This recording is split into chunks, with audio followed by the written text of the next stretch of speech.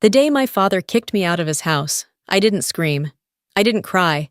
I just stood there, holding my car keys, staring at a man who used to call me his rock. He looked at me like I was a stranger. Maybe I always had been. I'm Delaney Quinn. I'm 30 years old, a software engineer, and for the last 3 years, I've been quietly paying every major bill in my family's life. Mortgage, utilities, tuition, even my mother's medication. Most of it came from my bank account. And I never asked for credit, not once. But none of that mattered when my younger sister Vivian accused me of stealing her $8,000 necklace. My parents didn't just believe her. They demanded that I confess. When I wouldn't, my father told me to leave and not come back until I was ready to tell the truth. They didn't know the truth, not the real one. I could have screamed. I could have begged. But instead, I chose something they'd never seen from me before. I chose to walk away and take every single dollar with me. What came next changed all of our lives. I used to think being the eldest child meant being the lucky one, the first to experience everything, the first to make a mark. But in my family, being the firstborn meant something else entirely. It meant becoming the fallback plan when life got hard. We weren't always like this.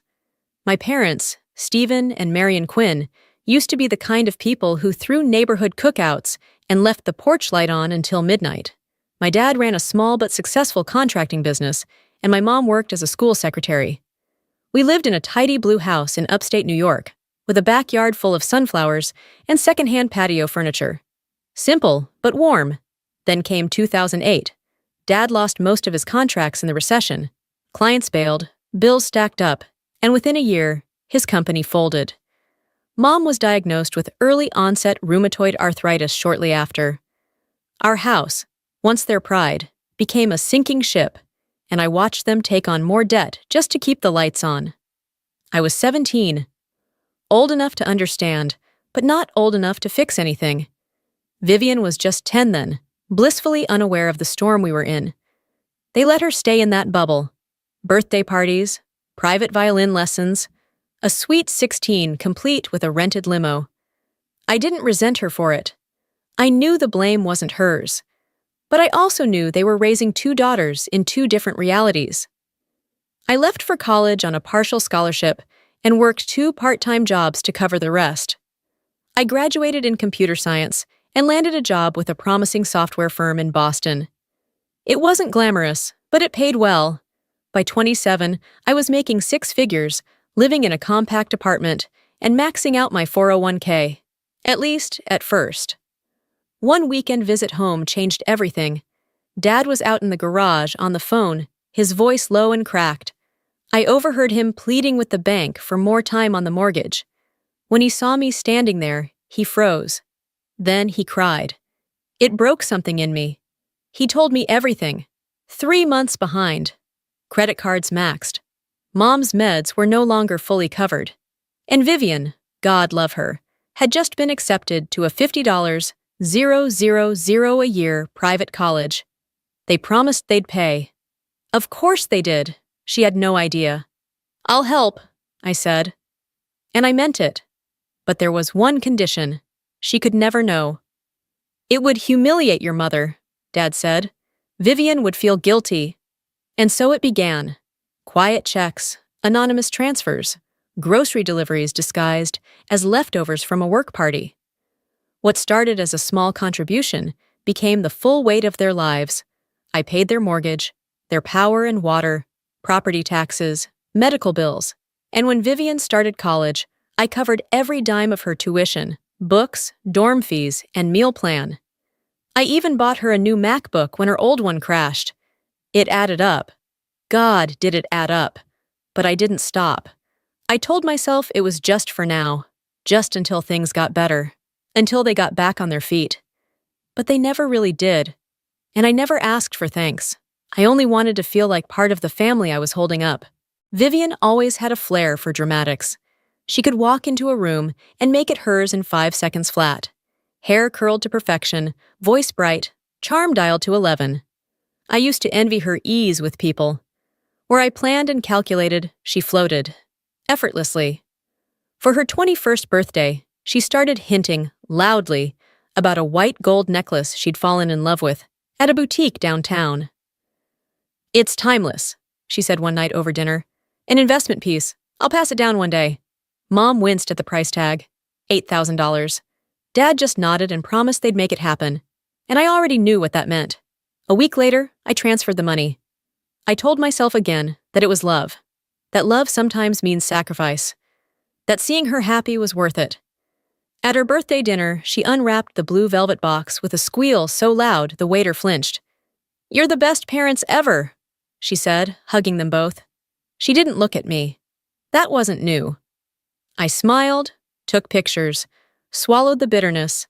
What I didn't know was that necklace would soon become the weapon used to drive me out. 2 months later, at one of our Sunday family dinners, things fell apart. We always met at 6 o'clock sharp. An unspoken tradition. Mom cooked her enchiladas. Dad brought out a bottle of wine. It was a ritual that made us feel normal, even when the truth was far from it. Dinner was halfway done when Vivian froze, her fork hovering midair. "Has anyone seen my necklace?" she asked, touching her collarbone. "The diamond one from my birthday. I was going to wear it tonight, but it's not in my jewelry box." We all paused. Mom asked if she'd checked her dresser. She had. I asked when she'd last worn it. "At Melissa's party last weekend. I remember putting it back in the box." Dad raised a brow. "You were pretty tipsy that night." "I still remember," she snapped. What followed was an hour-long scavenger hunt. I helped her search every drawer, corner, closet, bathroom. I even lifted couch cushions, but there was something off. She kept glancing at me. Her eyes didn't search. They monitored. When I offered to check the laundry room, she jumped in with a sharp, "I already did." She hadn't. After an hour of fruitless searching, we returned to cold enchiladas and colder glances. We tried to pick up dinner where we left off, but the silence had teeth. Then came the question. "You were in my room earlier today, weren't you, Delaney?" I blinked. "No. I came straight to the kitchen when I got here." "I thought I saw you coming out when I went upstairs," she said casually. "My door was open. I always close it." I tried to explain. I had used the bathroom, but I hadn't gone into her room. I didn't even glance in that direction. Mom stared at her plate. Dad said nothing, but his expression changed. "Well," Vivian said, swirling her wine, "it's just strange, because now the necklace is gone, and the box isn't where I left it. No one said I took it, but no one said I didn't. I left early that night, my chest tight, my thoughts a tornado. Around midnight, I got a text. "I've looked everywhere. It's not in the house." Then another. "If you took it as some kind of joke, it's not funny anymore. Just give it back and we can forget it." I stared at my screen, numb. I responded, "I didn't take your necklace, Vivian. I would never do that." She replied instantly, "Whatever. Just know Mom and Dad are really upset." The next morning, I drove over early, hoping to clear things up face to face. I still believed this could be fixed, but by the end of that day, I'd be standing in the driveway with my father's voice in my ear. "Get out of this house. Don't come back until you're ready to admit what you did." And that was the moment I stopped being their daughter. I didn't go straight home that day. I sat in my car in the grocery store parking lot, watching people move through their errands like nothing was broken. My phone buzzed with another text from Vivian. "You've upset everyone." Like I was the one who lit the match. That night, I opened my laptop and started pulling records. Bank statements, transfer receipts, emails from billing portals. I opened a spreadsheet and typed for hours, line by line. Mortgage payments, $108,000. Utilities, $12,600. Property taxes, $22,500. Mom's medication, $47,800.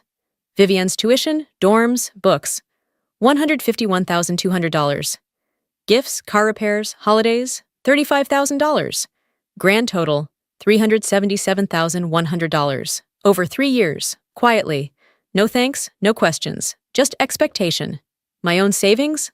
Less than $5,000. My 401k had barely grown. I had been paying their bills and Vivian's tuition while making minimum payments on my own credit cards. I stared at the numbers and felt something in me settle. Not sadness, not rage, clarity. The next morning, I called Janet, a financial advisor I hadn't seen since my first promotion. We met that afternoon. She took one look at the spreadsheet and sighed. "This isn't just unsustainable, Delaney. It's self-destructive." "Can they force me to keep paying?" "No. You're not on the mortgage. You didn't sign for her tuition. You're not legally obligated to any of it." She paused. "Morally? That's another question." I thought about that as I left. Had they acted with morality when they accused me of theft? When they watched me leave? That same day, I booked time with a lawyer just to be sure. His answer matched hers. "You owe them nothing," he said, "financially or otherwise." I went home and began untangling myself. Mortgage autopay canceled. Utilities removed. Vivian's tuition revoked. All documented, all final. Then I wrote a letter, not bitter, not angry, just clear. I listed every dollar I'd contributed with backup. I explained that, effective immediately, all financial support was terminated. No emotion, just the facts. 3 days later, my phone rang. My father. I let it go to voicemail. His message was loud, angry, something about betrayal, about the mortgage being due. The next call was my mother's. She didn't yell, she cried, said the utility company had called. The bank was threatening foreclosure. Vivian's tuition bill was unpaid. "I'm sorry," I said, "but this isn't my responsibility anymore." She started to protest, but I stopped her. "You threw me out over a necklace she still has. You didn't believe me, not for a second." There was silence, then a whisper. "We didn't know." "No," I said. "You chose not to." That night, I opened a bottle of wine and finally slept soundly, for the first time in months. Not because the storm had passed, but because I'd finally stepped out of the rain. The text came 2 days after I shut everything down. "Hey, it's Kayla Morris, Vivian's old roommate. Can we talk?" I called her, confused. She didn't waste time. "I was at Brew House near campus," she said. "Vivian walked in with friends and didn't see me. She was bragging, laughing about how she finally got rid of Delaney. Said now your parents would stop comparing you two." I froze. "She said she planted the empty box in your old room, that it worked perfectly." I thanked Kayla, hung up, and stared at the wall. So it had been a setup, deliberate, calculated, and it worked. I didn't call my parents. I didn't forward the voicemail. I didn't print screenshots. What would have been the point? They had already chosen their side. Instead, I opened a bottle of wine and turned off my phone. Let them feel the silence I'd lived in for years. The next morning, Mom texted asking to meet. I agreed, but on neutral ground. She looked tired, like someone had aged 10 years in 10 days. "She confessed," Mom said. "Vivienne. She said she was jealous. That if you looked bad, maybe we'd stop holding you up as the standard." I said nothing. "She sold the necklace a week after you left. That hit harder than I expected. She accused me of stealing it, then actually did it." "She didn't think you'd cut us off," Mom said softly. "That's the problem," I replied. "You all thought I'd just keep giving no matter what." Mom reached for my hand. I didn't take it. "We found the payment history, the tuition, the house, the utilities. We didn't know." "No," I said. "You just didn't ask." She flinched. "We should have. I should have." There was a long silence between us. Then she asked, almost a whisper, "Can we fix this?" I looked her in the eye. "I don't know yet, but it starts with you standing on your own." Later that evening, Dad called. His voice was lower than usual. No anger, just uncertainty. "I was wrong about you," he said. "I'm sorry." I didn't say anything right away. Just let the words hang. "You don't need to fix this," I finally told him. "But you do need to stop expecting me to." He paused. "Fair enough?" The last message came in the mail a week later, a letter from Vivian. It wasn't long. She admitted what she did. She said she was tired of always feeling second best. She said she didn't expect it to go this far. She ended with, "I don't expect you to forgive me, but I am sorry." I didn't reply, not yet. Some apologies aren't meant to be answered. That week, I changed the lock screen on my phone to a quote I'd read in therapy. Boundaries aren't walls, they're doors, with locks you control. And for the first time in my life, I held the key. After the dust settled, I didn't rush to fix anything. I didn't offer help. I didn't chase closure. I let the silence sit, not as a punishment, but as space. Space to breathe, to think, to finally choose myself. Without the burden of their bills, my world felt unfamiliar, quiet, uncluttered. I rebuilt my savings, bumped up my 401k. For the first time in years, I wasn't just surviving. I was planning ahead. I started researching real estate. I booked a weekend trip without guilt. I joined a hiking club. I volunteered at a coding boot camp for women. One student hugged me after I helped her debug a project. That small moment hit me harder than 3 years of thankless sacrifice ever did. Work flourished too. With no second job or split focus, I stepped into projects I used to turn down. I earned a raise and promotion, and this time, every dollar stayed with me. 3 weeks later, Mom reached out again. Her new medication wasn't fully covered. She asked quietly, without guilt or drama. I said yes, but on my terms. I'll cover it directly through the pharmacy, no middlemen. And if I ever feel disrespected again, that's it? She agreed. No argument. That was new. Vivian sent another letter, longer than the first, honest. It wasn't just jealousy, it was shame. I knew I didn't earn what I had. It was easier to sabotage you than confront that. She told me she'd picked up 2 part-time jobs. She was paying for her books. She wasn't asking for forgiveness, only a chance to grow. I didn't respond with a letter. I sent one simple text. Keep going. Later we met for coffee. No drama, no pretending. She didn't wear guilt like a costume. I didn't wear obligation like armor. We just talked. My parents made changes too. Dad took weekend shifts at a hardware store. Mom started working part-time at a flower shop. They downsized to a modest apartment. For the first time in years, they were living within their means. Eventually, we sat down for dinner. No expectations, no backhanded comments about money. Just 4 people, trying, starting over. It wasn't warm or easy, but it was real. And for me, real was enough. 6 months have passed since the day I stood in my parents' driveway and realized I wasn't their daughter anymore. I was just their scapegoat. Now, I'm someone else entirely. I'm someone who knows that love without respect isn't love at all. That silence in the face of betrayal isn't strength. It's surrender.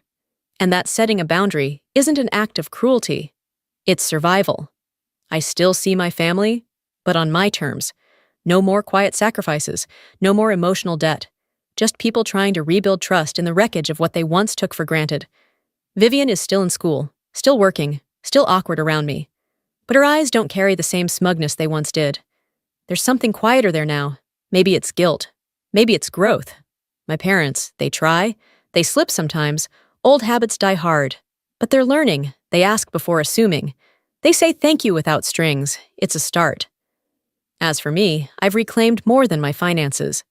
I've reclaimed my time, my peace, my voice. And every time I sit on my balcony with a coffee, I didn't guilt myself into earning. I remember how far I've come. Because the truth is, I could have spent the rest of my life giving, drowning in my own goodness. But that's not what strength is. Strength is choosing yourself when no one else does. Strength is walking away when staying means erasing who you are. And if you're listening to this, if you've ever felt like the only one holding everything together, if you've ever been blamed while carrying the weight of others, please hear me. You are not wrong for wanting respect. You are not selfish for needing boundaries. And you are not alone. Sometimes the most loving thing you can do is stop letting people break you just because they call themselves family. I used to think unconditional love meant never walking away. Now I know the truth. Unconditional love starts with the one person who's always been there. Yourself.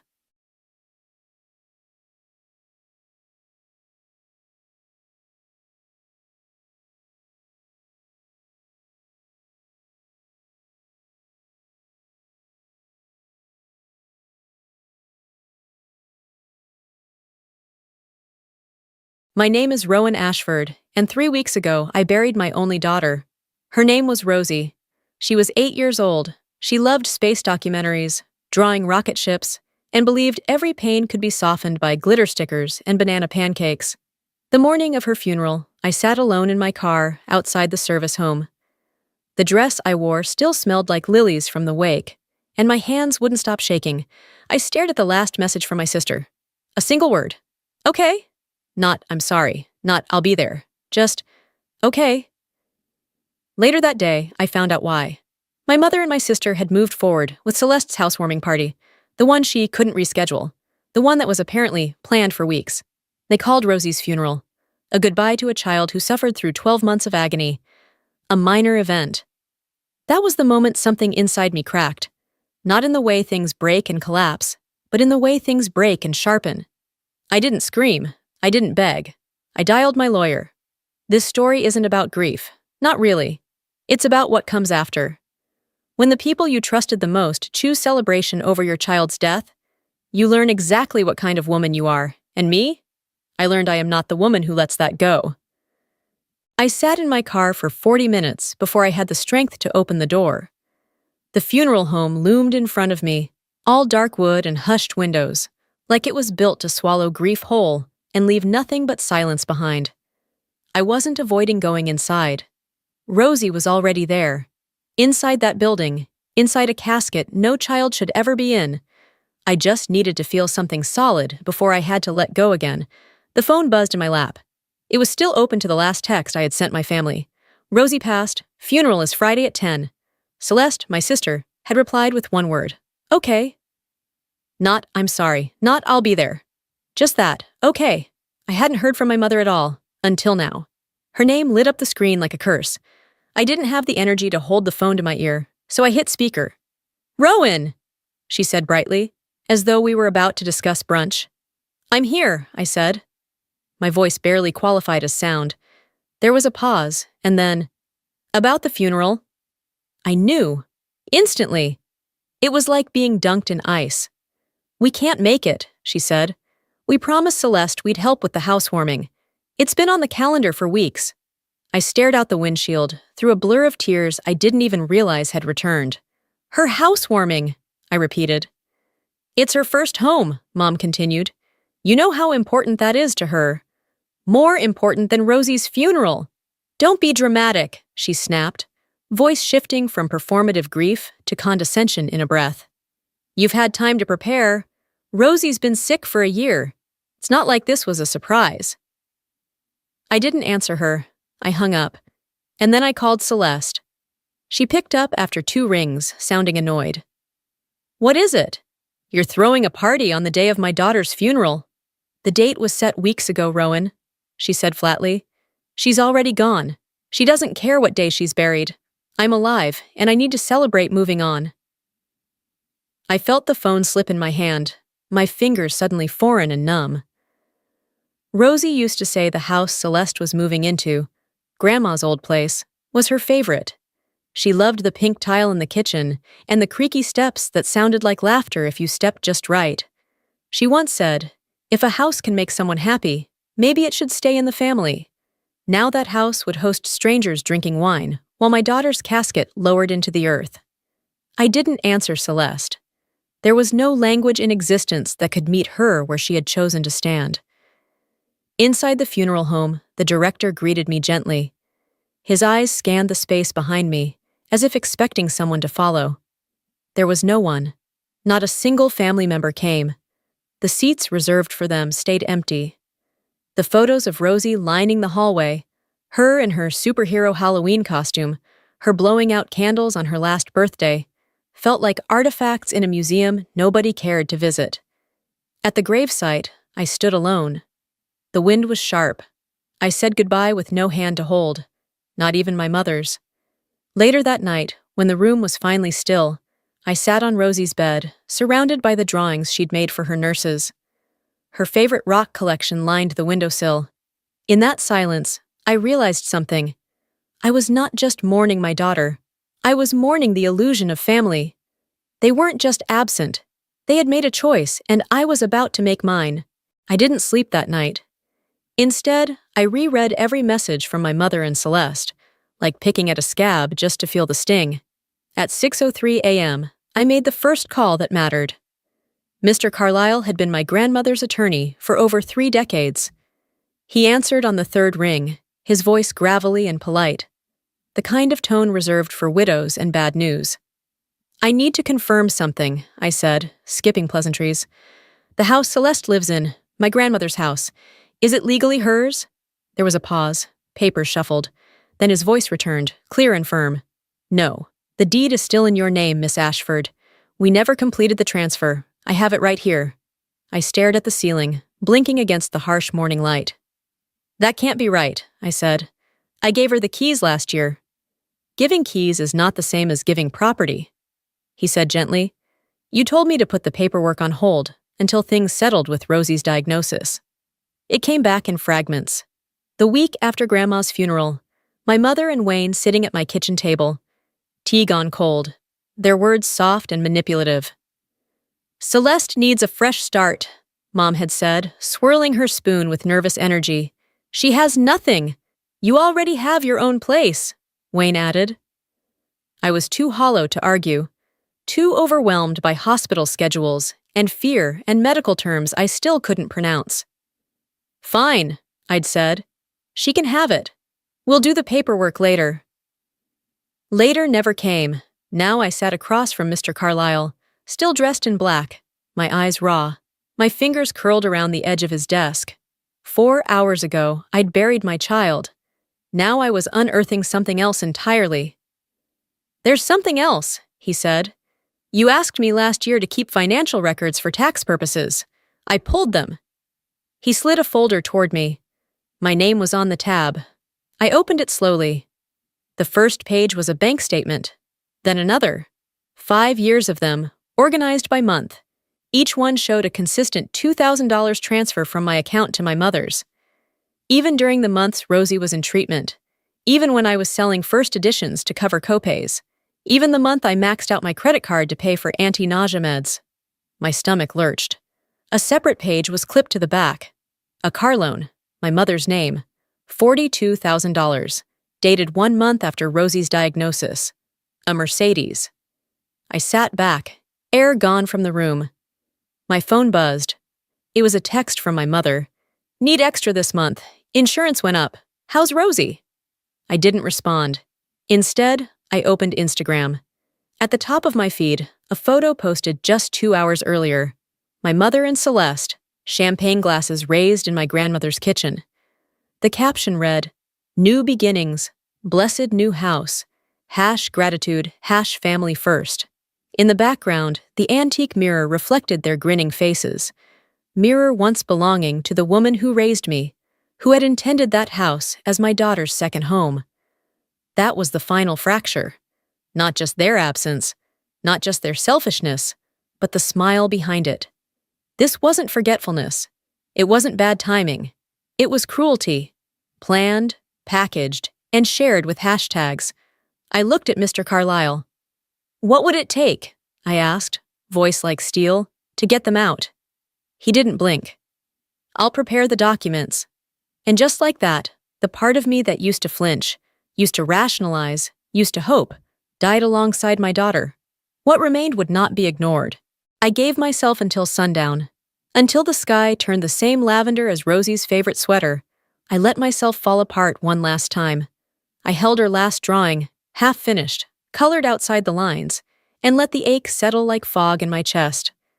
Then I stood up and called Mr. Carlyle. He had already started the eviction paperwork. The next call was to Noel. We hadn't talked since the funeral. He showed up that night with flash drives, printouts, and the guilt of a father who couldn't save his daughter, but might help her mother reclaim something. We worked at the kitchen table, now covered in evidence. Screenshots of texts, photos of hospital birthdays, the message where I told my family Rosie had passed. Every message was marked as raid. Celeste had replied, "Okay." Noel slid an email toward me. "From your landlord," he said. My mother had called him, claimed I was mentally unstable, and asked him to send my rent payments to her directly. He'd refused, thankfully, but now I had it in writing. "They're not just heartless, I said. They're calculated. The next afternoon, I met 2 officers at my grandmother's house. I handed them the deed. Miss Ashford, Officer Brennan said, you're the legal owner? Yes, always have been. Celeste opened the door in yoga pants, holding a smoothie. Her face fell when she saw me. This is my house, she snapped. No, I said. You just acted like it was. The officers explained the 48-hour notice. Celeste raged, screamed, cursed. The neighbors watched from porches. I buried my daughter alone, I told her, while you were drinking champagne in her memory. That night, I changed the locks. By morning, I had 4 security cameras mounted and cloud-connected. I didn't feel victorious. I felt something sharper, control. Celeste didn't leave quietly. 2 nights after the eviction notice was served, my security app buzzed just past midnight. The motion sensor triggered. Then the feed flickered into night vision. Her car was parked halfway up the driveway. She moved toward the back of the house, something metallic glinting in her hand. The camera caught her smashing the rear window with a swing of a bat. I didn't hesitate. I called 911. My sister is breaking into my home. I have live footage. She was removed legally 2 days ago. By the time I heard the sirens, I was already outside, standing on the sidewalk, holding my phone, watching. The police cruiser pulled up. Officer Brennan stepped out. His face registered recognition, then something darker. Confirmation. She's inside? He asked. I nodded. Back window. You'll see. The officers approached the house. Celeste burst through the front door, still gripping the bat. Her hair was a mess, her face streaked with fury. You called the cops on your own sister? Officer Brennan moved in front of her. Ma'am, drop the weapon. She let it fall, sneering. This is ridiculous. This is my house. No, I said, it isn't, and the cameras prove it. Her eyes darted toward the blinking red lens mounted under the eaves. I want to press charges, I told the officers. Breaking and entering. Vandalism. She'll need to fill out a statement, Brennan said, as his partner read Celeste her rights. My sister thrashed once, but they didn't flinch. The neighbors watched silently from doorways and porches. No one spoke. The next morning, my mother showed up on my porch. Red-rimmed eyes. A purse clutched to her chest like armor. I didn't invite her in. Rowan, this has gone too far. We're family. No, I said. You made a choice. You abandoned Rosie. She wouldn't want this division. Don't speak her name, I said, ice running through each word. Her grief mask slipped. Her voice turned hard. You've always been difficult, so sensitive. Megan could lose her job over this. She should have thought of that before she shattered a window. That afternoon, a heavily edited video appeared on Facebook. Celeste stitching together pieces of security footage to make herself look like the victim. But the truth had its own voice. Rosie's teacher commented first. I was at the funeral. I saw the front row, empty. Her hospice nurse chimed in. I sat with Rowan during Rosie's final hours. Alone. Photos surfaced of the funeral. Dozens of attendees, a row of empty family seats in the front. And then the county health department made a statement.